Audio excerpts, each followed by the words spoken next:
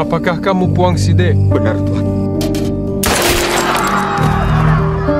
Pada film The Oz yang ditayangkan secara online pada tanggal 13 Mei dan di bioskop-bioskop Belanda pada tanggal 6 Juni tahun 2020 memberikan wawasan yang langka mengenai kekerasan dan motif yang dilakukan oleh pemerintah Belanda selama Perang Kemerdekaan Indonesia pada tahun 1945 sampai tahun 1949.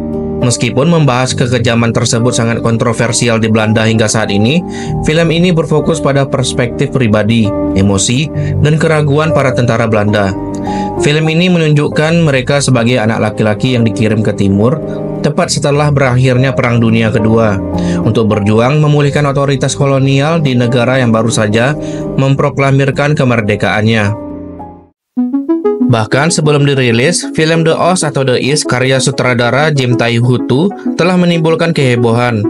Organisasi veteran Maluku yaitu Maluku for Maluku mengajukan pengaduan polisi terhadap para pembuat film tersebut dengan alasan bahwa film tersebut merupakan penghinaan terhadap suatu kelompok dan menabur benih-benih kebencian. Federasi Indo-Belanda yang bernama Federasi Indische Nederlanders atau FIN menuntut para pembuat film untuk menyertakan sebuah pernyataan yang menekankan bahwa film tersebut adalah fiktif. Hakim akhirnya menolak tuntutan ini.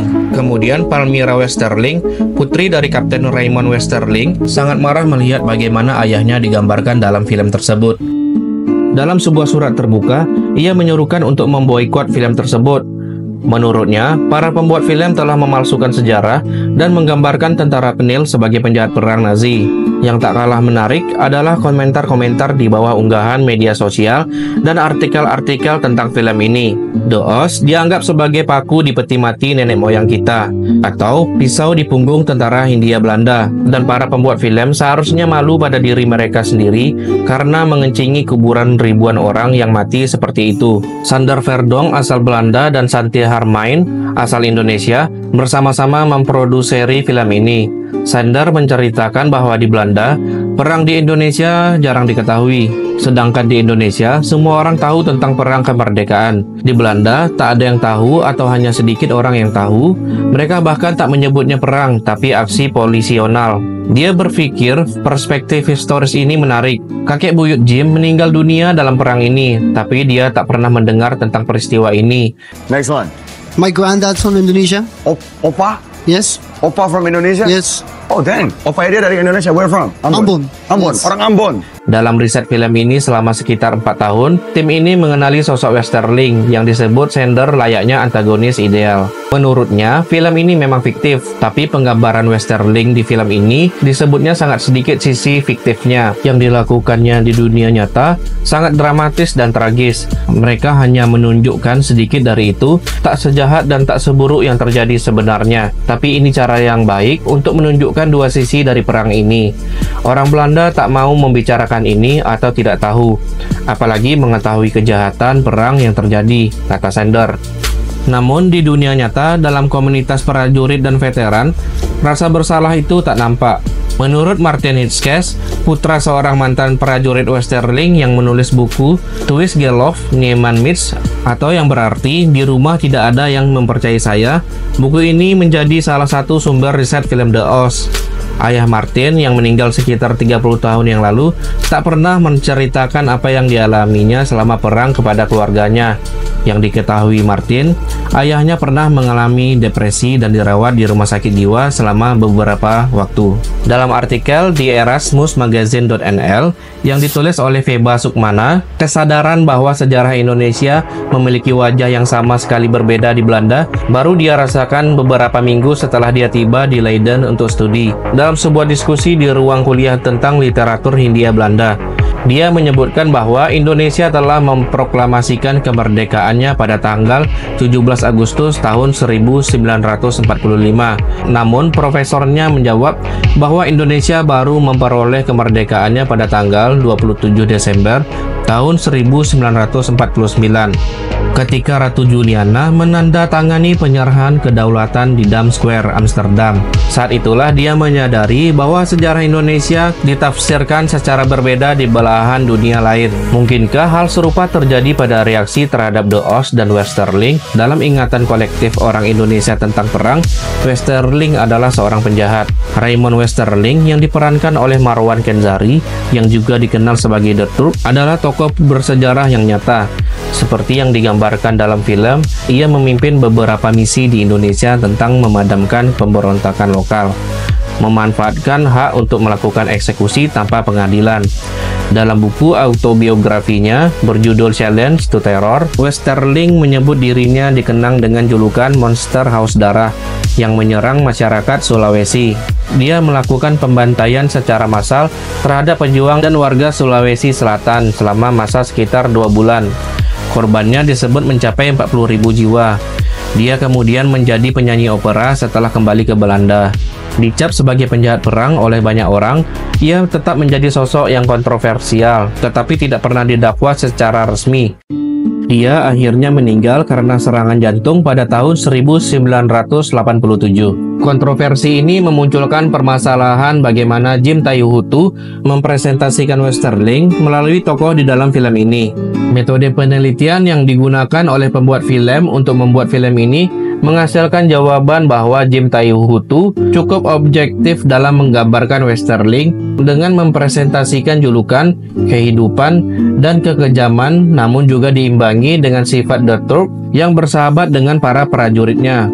Representasi karakter The Turk oleh Jim Tayu Hutu dalam film The Oz secara tidak langsung menggambarkan bagaimana generasi baru Belanda memandang Raymond Westerling dengan cara yang lebih objektif. Pembuatan film ini juga tidak mudah. Film produksi Belanda ini melakukan pengambilan gambar selama 2,5 bulan di lokasi di Indonesia. Pengambilan gambar diganggu oleh banyak komplikasi seperti hujan lebat yang menyebabkan banjir dan menghanyutkan beberapa bagian dari lokasi syuting. Lokasi yang tadinya dijamin aman ternyata penuh dengan buaya. Para pemain dan kru jatuh sakit karena tifus, keracunan makanan, dan sengatan matahari. Dan asisten sutradara yang merupakan saudara perempuan sutradara disengat kalajengking. Azan yang berasal dari masjid terdekat juga menyebabkan gangguan, sehingga sebagian besar suara dan dialog harus diulang pada saat pasca produksi. Beberapa hambatan dan birokrasi Indonesia menyebabkan banyak penundaan dan masalah keuangan. Syuting film ini rencananya akan dimulai pada tahun 2019. Namun, 150 visa untuk pemeran figuran dari Belanda tidak diperpanjang karena pemerintah merasa bahwa para mantan warga negara Indonesia dapat digunakan sebagai gantinya. Pengambilan gambar harus dijadwal ulang. Kontrak untuk lokasi dinegosiasikan ulang, dan beberapa aktor melakukan casting ulang meskipun beberapa aktor sangat bertekad untuk berpartisipasi. Sehingga mereka melakukan perjalanan ke dan dari lokasi syuting sebanyak 3 kali. Krisis Corona tahun 2020 menyebabkan penundaan tambahan. Untuk mengumpulkan anggaran tambahan untuk proyek ini, penggalangan dana diadakan, dan sutradara Jim Tayu Hutu yang juga seorang DJ yang bekerja dengan nama Jim Asgir memberikan penampilan tambahan. Pada akhirnya, produser membuat kesepakatan dengan Amazon Prime untuk mendapatkan anggaran yang diperlukan. Total 7,2 juta euro atau 8,8 juta dolar didapatkan untuk menyelesaikan film tersebut. Kini, setelah sebagian besar kontroversi dan kehebohan seputar The Oz perlahan-lahan mereda, pertanyaan yang tersisa adalah, lalu bagaimana selanjutnya? Esther Kapteyn, sejarawan Belanda di Institut Kerajaan Belanda untuk Studi Asia Tenggara dan Karibia, menekankan peran dan minat generasi muda yang semakin besar dalam diskusi-diskusi mengenai perang kemerdekaan Indonesia dan kolonialisme Belanda secara umum. Perspektif pribadi yang menjadi tema utama dalam film ini juga menjadi dasar bagi program pendidikan. Para siswa dapat menjelajahi situs web secara mandiri dan mengenal latar belakang cerita dari 5 karakter yang berada dalam film ini. Setiap karakter mewakili satu perspektif tertentu tentang perang kemerdekaan Indonesia. Samuel mewakili tentara Knil Maluku. Gita mewakili warga sipil Indonesia. Johan mewakili tentara Belanda.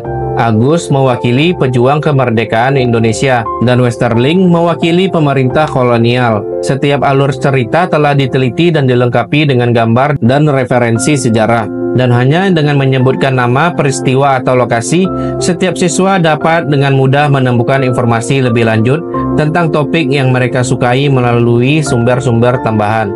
Pada akhirnya, baik film maupun metode pengajaran yang berbeda tidak memiliki monopoli atas kebenaran. Satu-satunya tujuan yang diharapkan dari keduanya adalah menjadi pembuka percakapan untuk memberikan perspektif yang berbeda tentang bagaimana bagian sejarah Belanda yang sampai saat ini hampir tidak pernah diajarkan di sekolah. Dan percakapan ini mungkin tidak hanya terjadi di Belanda, tetapi juga di Indonesia. Mengutip kata-kata sejarawan muda Indonesia, Christopher Reinhardt, The Oz telah memulai sebuah diskusi yang sangat penting dengan cara yang menarik bagi kaum muda. Kurikulum Indonesia sepenuhnya berfokus pada upaya membangkitkan nasionalisme, bukan pada peningkatan daya kritis dalam melihat sejarah, seperti yang sekarang menjadi norma dalam pendidikan di Belanda. Di tahun 2020, pemerintah Belanda menyatakan akan menawarkan ganti rugi kepada anak-anak dari warga Indonesia yang dieksekusi oleh serdadu Belanda. Meski banyak ahli waris yang hingga kini masih kesulitan mengakses skema ganti rugi yang ditetapkan.